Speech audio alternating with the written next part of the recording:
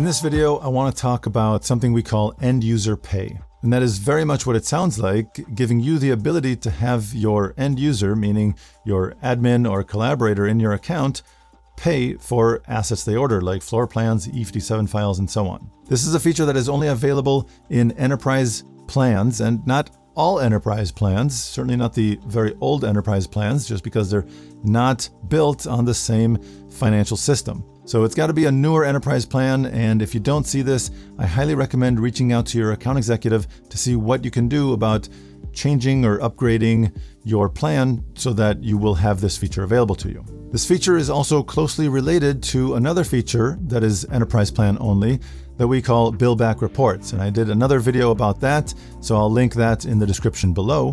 But unlike with bill back reports, this feature, end user pay, allows you to charge your user upfront. So as opposed to with bill back reports, where you would go at the end of the month, download the report and know who to charge, this actually allows you to charge the right office or user upfront.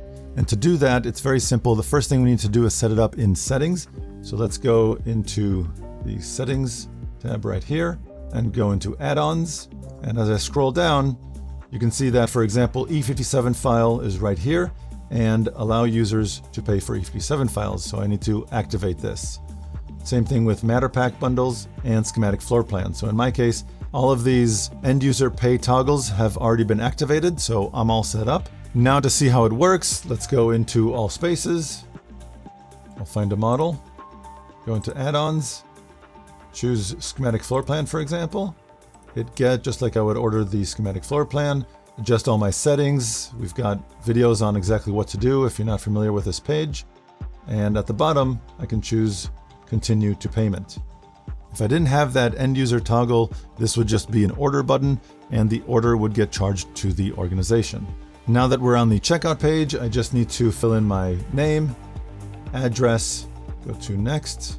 In my case, the service address is the same as the billing address, but if it's not, you simply uncheck that, put in the correct address there, hit next, and then I get to choose the form of payment. Now, if I've already gone through this process, I can choose to save my credit card and quickly access that anytime later, or I can use an ACH payment, directly withdrawing the payment amount from my bank account. One thing to note, if you are using a credit card, you get charged when the asset gets delivered. And if by chance the credit card is declined at that time, the organization will be charged instead. You'll get to see whether the user or organization got charged in the Order Activity tab under Settings, but we'll get to that in a second. I'll just go ahead and choose the credit card that's already been saved, put in my security code, hit Continue, then I'll need to agree to the terms and confirm. Finally, one more thing you should know about is the Order Activity page. If you go into Settings and then choose Order Activity, I get a list of all the assets that have been ordered from this account.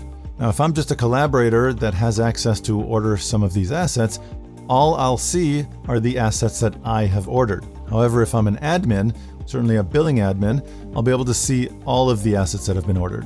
And this is a really great way to pull a quick report to see who's ordering what. So for example, I can change the date right here, either by clicking on the calendar or just changing this manually.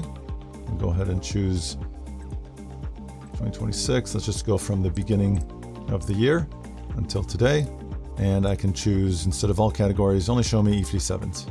Okay, so these are the E57s that have been ordered year to date.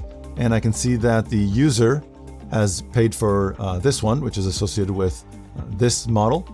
And the organization paid for this one, which is associated with this model. So I have all this information that I can either just see here or choose to download the CSV.